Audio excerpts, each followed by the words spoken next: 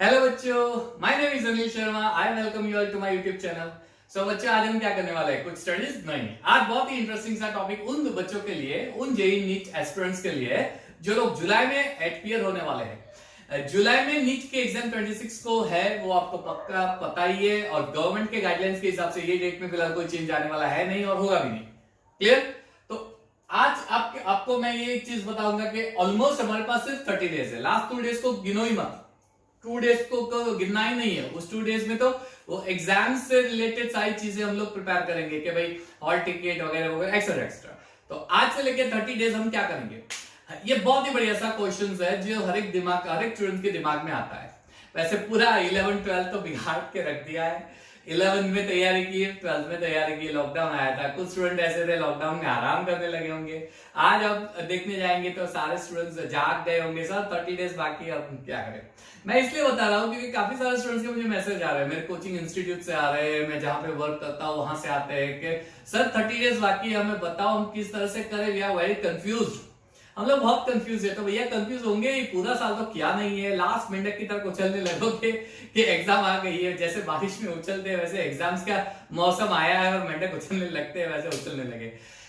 Well don't worry, अब 30 days बाकी है। इसका मतलब ये नहीं कि आप हार चुके हैं, 2 साल कुछ नहीं किया है, अब आपको कुछ नहीं, ऐसा कुछ भी नहीं है।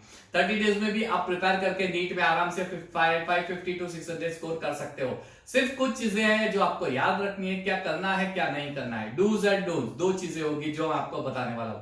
सो बने रहिएगा मेरे वीडियो लेक्चर के साथ एंड तक। ठीक है? एंड तक आपको सारी इंफॉर्मेशन मिल जाएगी कि क्या करना है आपको प्रिपरेशन में। ज्यादातर मैं केमिस्ट्री से रिलेटेड डिस्कशन ज्यादा करूंगा। बीइंग अ केमिस्ट्री फैकल्टी मुझे पता है कि केमिस्ट्री में क्या क्या चीजें होती है और आपको किस तरह से केमिस्ट्री प्रिपेयर करना है, लेकिन उसी तरह से आप दूसरे सब्जेक्ट को भी डिवाइड कर सकते हो। सो आइए बच्चों, preparation of NEET in 30 days. काफी स्पीड में बोल गया सर, राजधानी की तरह क्या करो, दैट्स माय हैबिट यार, एक्साइटमेंट में बहुत स्पीड। तो कोई बात नहीं। क्या करेंगे हम लोग? क्या करना चाहिए प्रिपरेशन ऑफ नीट? हमें किस तरह से करना है? We have only 30 days. तो बच्चों बहुत सिंपल सी चीज है। Always remember one thing, planning makes a perfect preparation. 30 days है, अब पूरे 2 साल तो प्लानिंग किया नहीं है मैंने, जैसे बताया। कोई बात नहीं, बहुत सारे स्टूडेंट्स ऐसे हैं जिन्होंने तो बहुत ही अच्छा बढ़िया किया है। 2 तरीके के स्टूडेंट्स मुझे ज्यादा मिलते हैं। पहला, ऐसे स्टूडेंट जिन्होंने सब कुछ कर दिया है, अब हम क्या करें सर? एक्स्ट्रा तो बोलो, सब चीजें हो गई, प्रीवियस ईयर्स भी कर दिए, रिवीजन भी कर दिया, अब मैं क्या करूं? और एक ऐसे बच्चे होते हैं जो बिल्कुल कुछ नहीं किए। सर 2 साल तो हमने पढ़ाई नहीं, अब हम क्या करेंगे आप बताओ? नो इश्यूज, मैं दोनों को ध्यान में रख के पढ़ाऊंगा। प्लानिंग, जो स्टार्टिंग से पढ़ रहे हैं बच्चे वो तो प्लानिंग से साथ ही चल रहे हैं, लेकिन जो स्टार्टिंग में थोड़ा प्रॉब्लम आया ये 30 डेज में किस तरह से करना है, वेल तो प्लानिंग, रिमेंबर दिस थिंग, हमेशा प्लानिंग पे ज्यादा फोकस करो। तो पहली चीज जो आपको करनी है वो है प्लानिंग। इस 30 डेज की आप प्लानिंग करो कि मुझे ये 30 डेज में किस तरह से पूरा सिलेबस खत्म करना है। सिलेबस खत्म करने का मतलब ये नहीं कि सारा चैप्टर टेक्स्ट बुक में, एनसीईआरटी टेक्स्ट बुक में लाइन टू लाइन पढ़ो। बच्चों ऐसा कुछ भी नहीं, ऐसे करने जाओगे तो पूरा सिलेबस कभी खत्म नहीं होगा। और रिमेंबर वन थिंग, मैंने आगे के वीडियो लेक्चर में शायद बोला है, मेरे वीडियो लेक्चर में, कि टारगेट ये मत रखो कि मुझे पूरा सिलेबस पढ़ना है, पूरा सिलेबस। टारगेट ये रखो कि मैक्सिमम पढ़ना है और इस तरह से पढ़ना है कि ज्यादातर क्वेश्चन जो भी होंगे एग्जाम्स में वो मैं क्रैक कर सकता हूं। प्लानिंग करो। प्लानिंग करने के लिए आपको पहली चीज ये याद रखनी है कि आपके 3 सब्जेक्ट है नीट वाले, केमिस्ट्री, फिजिक्स, बायोलॉजी, आपके 3 सब्जेक्ट है। 3 सब्जेक्ट के प्लानिंग करने के लिए पहले तो डिवाइड कर दो, 11th के चैप्टर्स कितने, 12th के चैप्टर्स कितने। उसमें से आपको पता ही है कि क्या क्या चैप्टर्स आपको परफेक्टली आप जुबानी याद है या दिमाग में पूरा फिट किया हुआ है, और आपको यह भी पता है कि कौन से चैप्टर्स पे ज्यादा इफेक्ट लगाना है। तो उस चीजों को ध्यान में रख के आपको पूरा प्लानिंग सेटअप करना है। कौन कौन से चैप्टर आपको बहुत ही इजी लगते हैं? जो चैप्टर्स आपको बहुत ही इजी लगते हैं उन चैप्टर को पहले एक बार रिवाइज कर दो। रिवाइज कैसे करेंगे? जैसे मैंने बताया, पूरा चैप्टर नहीं लिखना है, उसके मेन कॉन्सेप्ट के बेस पे जाओ, आपको पता चल जाएगा कि किस तरह से रिवीजन करना है। कॉन्सेप्ट बेस पे जाने का मतलब यह है कि वहां पे इंपॉर्टेंट पॉइंट कौन से है, वो सिर्फ उतनी चीजें आपको याद रखनी है। 2 साल में आपने काफी सारी नोट्स बना दी होगी, राइट? एक कंसाइज नोट बनानी पड़ती है। जो मेरा वीडियो लेक्चर ऐसे स्टूडेंट देख रहे हैं जो 11th में है या 12th में आए हैं, वो बच्चों अभी याद रखना, आपको एक कंसाइज नोट बनानी है। स्मॉल, एक क्या करना है, 2 चीजें, एक बड़ी नोट, उसकी माइक्रो कॉपी बनाते जाओ। ठीक है? उसका फायदा क्या है, माइक्रो कॉपी एंड में आपको सिर्फ उतना पार्ट रीडिंग करना पड़ेगा जो इंपॉर्टेंट कॉन्सेप्ट है। तो प्लानिंग बनाओ, प्लानिंग में आप चैप्टर्स को डिवाइड कर दो, जिस चैप्टर पे आपको ज्यादा एफर्ट चाहिए उस चैप्टर को फिल्टर करके अलग कर दो, जिसपे कम एफर्ट चाहिए उसको फिल्टर करके अलग कर दो। जिसमें कम एफर्ट चाहिए उन चैप्टर को पहले खत्म कर दो, क्योंकि वो चैप्टर में ऑलरेडी आप कॉन्फिडेंट हो, उस चैप्टर में से एक भी मार्क नहीं जाना चाहिए। वो चैप्टर को पहले सेपरेट कर दो और उस चैप्टर के प्रीवियस ईयर क्वेश्चंस सॉल्व करो। तो प्लानिंग इस तरह से करो कि जो चैप्टर ऑलरेडी आपको पता है, आते हैं, जो चैप्टर में आपको कॉन्फिडेंट है, उस चैप्टर का पूरा रिवीजन कर दो और उसी चैप्टर के previous year questions like 30 to 40 years, ऐसे तो 10 to 20 इयर्स के पेपर करोगे तो भी चलेगा, लेकिन ज्यादातर मैं सजेस्ट करता हूं 30 to 40 इयर्स के जो पेपर आते हैं वो सॉल्व करो प्रीवियस ईयर्स के। ठीक है, प्रीवियस ईयर्स के बारे में भी एक पॉइंट है, वो मैं आपको बाद में बताऊंगा। फिर ऐसे चैप्टर्स लो जिसमें आपको थोड़ा लेस कॉन्फिडेंट है, ये ऐसा चैप्टर है जिसमें थोड़ा कम कॉन्फिडेंट है, और जो चैप्टर बिल्कुल ही नहीं पढ़े, ऐसे 2 या 3 चैप्टर होंगे, उसको छोड़ दो। ये 30 डेज में ऐसा कुछ नया करना ही नहीं है जिसका इफेक्ट आपको जो चैप्टर ऑलरेडी पढ़ा है उस पर आएगा। बच्चों ये चीज याद रखना, ऐसा कुछ भी नया मत करो जिसका इफेक्ट आपको जो ऑलरेडी चैप्टर्स आते हैं उनके ऊपर पड़ेगा, बिल्कुल ही नहीं। 30 डेज में नया करो ही मत कुछ, जो बिल्कुल नई चैप्टर आते हैं छोड़ दो, अब उससे करने के लिए कोई फायदा ही नहीं। अगर करने गए तो वो चैप्टर आपको पूरा 1 या 2 दिन खा लेगा और आपके दिन कम होते जाएंगे। ठीक है, तो पहला प्लानिंग करो, प्लानिंग तीनों सब्जेक्ट की करो। आप घर पे हो फिलहाल, राइट, घर पे पढ़ाई कर रहे हो, यह 24 आवर्स, 24 आवर्स में से मैं 12 आवर्स को निकाल रहा हूं, 12 आवर्स में से 9 आवर्स की स्लीप, 1 आवर का रेस्ट, एक्सेट्रा एक्सेट्रा जो भी है, तो बच्चे बाकी के 12 आवर्स, राइट, 8 to 9 आवर्स की स्लीप में आपको दे रहा हूं, बच्चों हो 8 to 9 आवर्स की स्लीप में आपको दे रहा हूं, बाकी के 1 आवर फ्रेश होने के लिए, खाने के लिए, बाकी का 1 आवर जो है वो आपको टाइम पास वगैरह जो भी है, बाकी बचे 12 आवर्स। उस 12 आवर्स को 3 स्लॉट्स में डिवाइड कर दो, 3 स्लॉट्स में, और उस 3 स्लॉट्स में सब्जेक्ट डाल दो, ये स्लॉट में फिजिक्स, ये स्लॉट में केमिस्ट्री, ये स्लॉट में बायोलॉजी। ठीक है, अच्छा, मैं एक चीज जरूर सजेस्ट करूंगा, जो मास है स्टूडेंट का उसमें मैक्सिमम मास ऐसा होता है जिसमें फिजिक्स में दिक्कत आती है, तो 12 घंटे का जो स्लॉट है उसमें ज्यादातर टाइम आप फिजिक्स को दो। लेकिन ऐसे भी बच्चे हैं जिनको केमिस्ट्री में दिक्कत आती है, जिस सब्जेक्ट में आपको ज्यादा प्रॉब्लम आती है उसका स्लॉट बड़ा रखो, और जिसमें आपको कॉन्फिडेंट है उसका स्लॉट कम रखो, और उस स्लॉट में प्लानिंग के हिसाब से चलो। एक दिन में एक चैप्टर प्रीवियस ईयर क्वेश्चंस के साथ कंप्लीट करना ही है आपको, कंपलसरी, राइट। सपोज मैंने 4 आवर्स का केमिस्ट्री रखा, तो पहले 1 आवर में पूरा कॉन्सेप्ट मैंने मगअप कर लिया, या फिर पूरा कॉन्सेप्ट मैंने पढ़ लिया, याद रख दिया, लॉजिक यूज किया, जो भी है कर लिया। बाकी के 3 आवर्स में हर एक एमसीक्यू को डिटेल में करने की ट्राई करूंगा, प्रीवियस ईयर्स के। इससे आपको बच्चों कॉन्फिडेंस बढ़ेगा, इससे आपका कॉन्फिडेंस बिल्टअप होगा कि नहीं अभी ये चैप्टर मैं कर सकता हूं। ठीक है, ये चीज याद रखना। तो पहली चीज प्लानिंग, उस प्लानिंग के अंदर मैंने जैसे बताया जिस चैप्टर में आपको ज्यादा प्रॉब्लम है उसको ज्यादा टाइम दे दो, पहली चीज। दूसरी चीज जो है वो मैंने अभी जो बताया, previous years questions. Yes, planning करने के बाद ये चीज आपको बहुत इंपॉर्टेंट है 30 डेज के लिए, जो आपको करनी है PYQ, previous years questions to solve chapter wise, paper wise मत करना, चैप्टर वाइज करना। देखो मार्केट में बहुत सारी पब्लिकेशंस है, एमटीजी है, अरिहंत है, टारगेट है, बहुत सारी पब्लिकेशंस बुक है।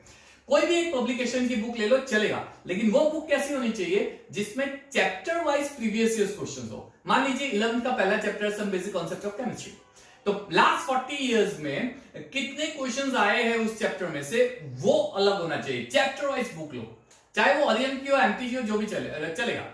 30 to 40 इयर्स की बुक परचेस कर लो, हर एक को चैप्टर वाइज जो प्रीवियस ईयर्स क्वेश्चन है उसको सॉल्व करो, और जो सॉल्व करोगे तो जुबानी सॉल्व करने की ट्राई करो, न्यूमेरिकल है उसको न्यूमेरिकल के फॉर्म में सॉल्व करने की ट्राई करो।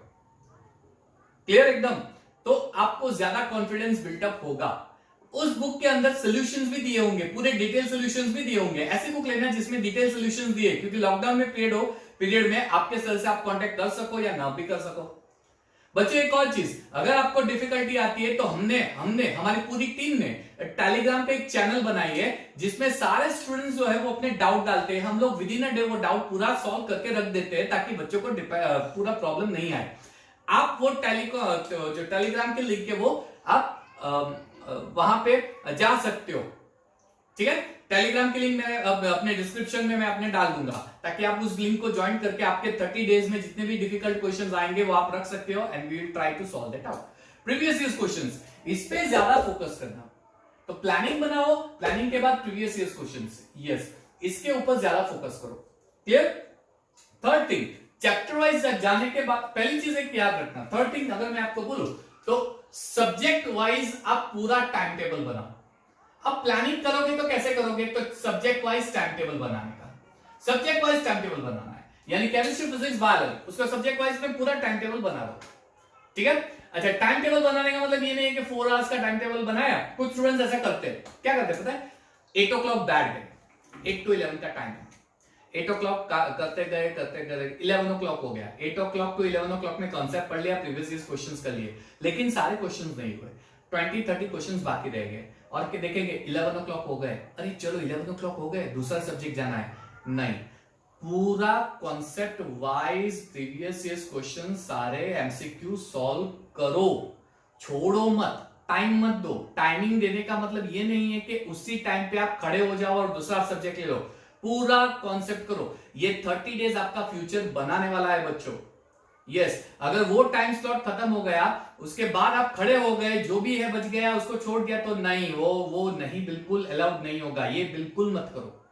सब्जेक्ट वाइज टाइम टेबल जब बनाओ तो फर्स्ट डे कौन सा चैप्टर, सेकंड डे कौन सा चैप्टर, टाइम अलॉट कर दो। बट टाइम अलॉट करने का डजंट मीन कि उस टाइम पे आप वो सब्जेक्ट करोगे, अगर सब्जेक्ट का कुछ बाकी रह गया फिर भी आप खड़े हो जाओगे और दूसरा सब्जेक्ट नहीं, पूरा खत्म करो। जब तक खत्म नहीं होता तब तक आप उस चैप्टर को उसी दिन छोड़ोगे नहीं, बिल्कुल नहीं छोड़ना है।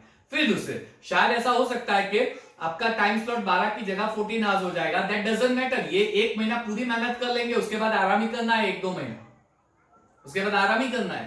ठीक है बच्चों, थोड़ा टाइम स्लॉट बढ़ेगा तो चलेगा, नो इश्यूज।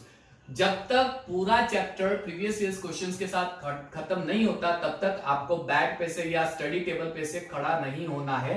स्टडी टेबल पे ही बैठो, बेड पे सो जाओगे, यस, बेड पे सो जाओगे, स्टडी टेबल पे ही बैठो। तो टाइम स्लॉट बनाओ, बट टाइम स्लॉट को रिजिड होके फॉलो मत करो, रिजिड कॉन्सेप्ट में बनो। पूरा कॉन्सेप्ट जब तक नहीं होता, सारे प्रीवियस ईयर क्वेश्चंस नहीं होते, तब तक आप खड़े नहीं होंगे, उस चीज पे रिजिड बनो, तो आपका हर एक चैप्टर कॉन्फिडेंटली खत्म होगा। तो सब्जेक्ट वाइज टाइम टेबल जरूर बनाना। केमिस्ट्री का सब्जेक्ट वाइज बनाना हो तो फिजिकल, इनऑर्गेनिक, ऑर्गेनिक है। इनऑर्गेनिक में ज्यादातर रीडिंग ही होता है, तो इनऑर्गेनिक में आपको सजेस्ट करूंगा एनसीईआरटी टेक्स्ट बुक का ही प्रिपरेशन करो, सिर्फ एनसीईआरटी टेक्स्ट बुक करो, even physical and organic. But organic को थोड़ा बियॉन्ड टेक्स्ट बुक भी जाना पड़ता है, I can understand that. Inorganic text book के बाहर देखो ही मत, ये 30 डेज में आपकी एनसीईआरटी टेक्स्ट बुक आपका भगवान है। एनसीईआरटी टेक्स्ट बुक आपका भगवान है जो आपका भविष्य बनाने वाला है, उस वही पढ़ो। ऑर्गेनिक में आउट ऑफ टेक्स्ट थोड़ा जाके करोगे तो चलेगा, लेकिन इतना भी डिटेल में मत जाना। नीट में इतना डिटेल नहीं आता। 80 to 90% सिलेबस जो होता है नीट में, वो पूरा सिलेबस एनसीईआरटी टेक्स्ट बुक से रिलेटेड ही होता है। वो आपका भगवान है, मान के चलो। ये 30 डेज में वो आपका भगवान है, बाकी कुछ करना ही नहीं।